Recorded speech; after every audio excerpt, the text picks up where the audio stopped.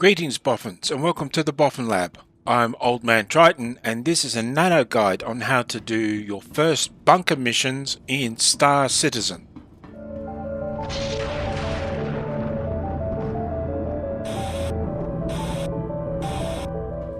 Many new players are told to do bunker missions as the first way to get money when they start Star Citizen, but I disagree as this is not the best method to do it. It has far too high a risk and chances of making things go wrong for it to be an acceptable starting point for new players. However, it is fun, so it's still something to try later on in your career, but do it when you've got some money behind you and you can afford a loss. To start doing bunker missions, you must first complete the security contract evaluation for the local planet's security force. I'm at Microtech, so Microtech Protection Services is the people that I'm working for. There'll be one for each planet, so Hurston, ArcCorp, Crusader, and Microtech. And you will have to go to a location on the planet and fight some enemies there. But it's very important to read in the contract that there is in fact friendlies on site and you must not harm them. If you do, you'll get a crime stat. When you approach a bunker site, you should always be cautious. They may be a mission site for somebody else and they may have hostiles flying above them. You may also not have permission to be at the site, which means that the turrets will fire at you. Check to see whether you're supposed to be there at all before you land. You might have to destroy the turrets first. Notice that the security controlled area is in green. This means that I'm legally allowed to be here and the turrets are not firing at me. However, if you've got friends in your party, you need to make sure you share the mission so that they do not commit a crime in this location. Otherwise, the turrets may fire on them as well. Some missions will be hostile zones regardless, and you'll have to take out the turrets using your ship before you actually enter the complex. Try to pick missions where you're helping another organization or some allies. That way you avoid the turret issue altogether. All of these bunkers have one of these elevators in them and you have to go down to the next level in order to start the fight. Notice that the number of enemies remaining is going down. The allies that are down there already are fighting with the locals. This is not something that you can automatically count on. They're not usually well armed. And you can see green markers in my field of view showing me where the allies are. Do not shoot an ally. If you shoot an ally, you will get a crime stat more automatically. My allies are currently still fighting the enemy upstairs while I've just encountered my first one. I tend to think that it's a good idea to let the enemy kill the friendlies and then just finish off the what's left. That will mean that you can avoid accidentally shooting a friendly, but it also means that their corpses can be looted at the end of the mission. Check your corners, and those doors especially. As you get towards the end of the mission, you will start to see markers showing the location of the last remaining enemy units. You'll be able to see one in a moment as he kills my last ally. There's the marker there. He's the third last. There are two on my right as I start checking my corners and making sure nothing is down this way. But I am just checking corners because I tend to do that kind of thing. Make sure you have your ammunition equipped to your armor, otherwise you will not be able to reload. See my video on reloading and equipment. I'm not a particularly good first-person shooter player, but you can do well in these missions if you just use some basic skills. Notice that the mission has been marked as complete. I've killed the last of them. Also, it's given me a notice to leave the area as soon as possible or be considered trespassing. Now, for some reason, this switches over long before the timer runs out, so you need to be careful not to get caught while you're doing this, because the turrets will start to open up on you. I'm going to start having a look around to loot. I'm going to splice in another mission to show you how to do that properly.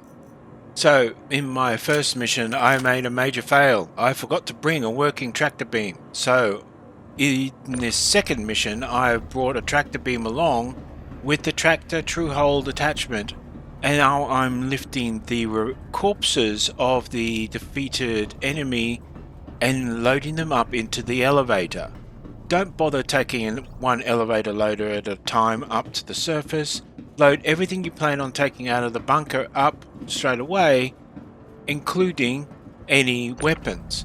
Now, there is a couple of tricks you can do while I brutalize this poor unfortunate. The weapons can be equipped to slots on your backpack, but since you're using the tractor beam on a regular basis, you'll be only able to carry 2 weapons. If you abandon your original one, you can take up 2 good quality weapons, such as this shotgun that I found here, just by choosing F and equipping it. Another looting hint is that you can equip a weapon to your backpack, then go to the elevator and then drop it on the ground. You could, if you feel safe, also do this with both of your weapons, but I always tend to keep a weapon handy just in case somebody comes along.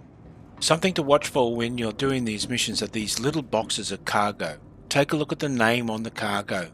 If it's one of the gems, particularly Hadonite, then it's worth carrying out and taking with you.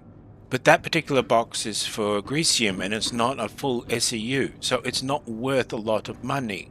Not worth your time unless you're really scraping for cash.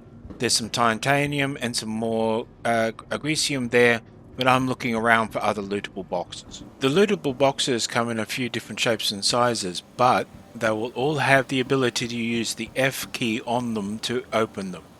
They can have anything from armor to medical supplies and equipment.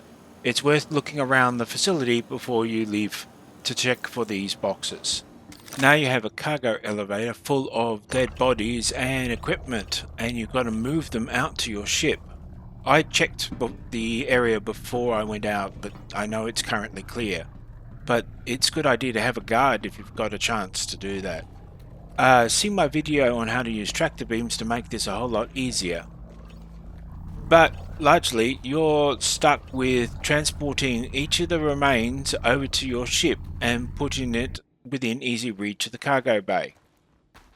I'm going to do another little trick here. I'm going to open the cargo bay and jump inside and offload both of the weapons that is currently equipped to me into the cargo bay. This reduces the amount of trips I'm going to have to make, but puts me at a little bit of risk.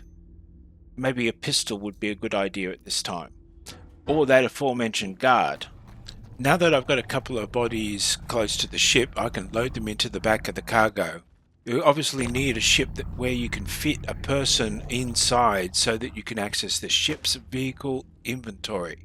Loot the body, switch to the old interface and make sure that the vehicles tab is selected on the other side. Then all you need to do is switch the undersuit and everything is transferred across, including what's in the armor. Do the same for any other bodies you've got. And on this occasion, it seems to also give me the option of removing both the weapons attached to my backpack. So I move that over, drag the weapons off my backpack, and close up the inventory. Then the poor unfortunates go out the door because we can't have bodies when we return to legal space. We will probably get a crime stat if they find them.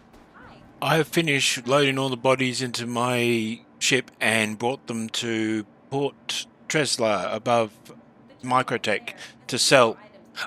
I've only got what I have looted on board the Freelancer, which I've selected at the terminal.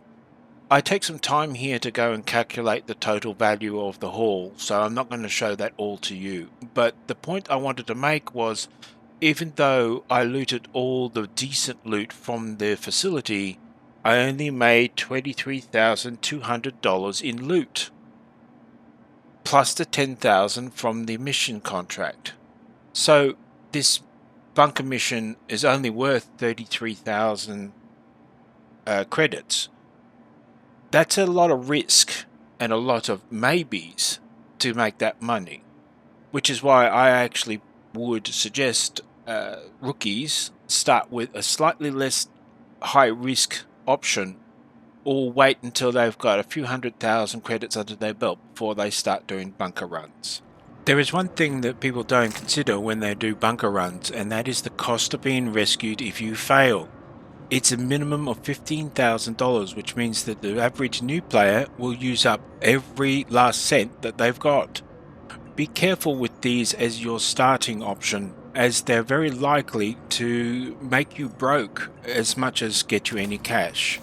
Now, don't get me wrong, I find the first-person shooter side of this game very entertaining and a lot of fun, but I also find it to be a high-risk operation, not suggested for people with very little money.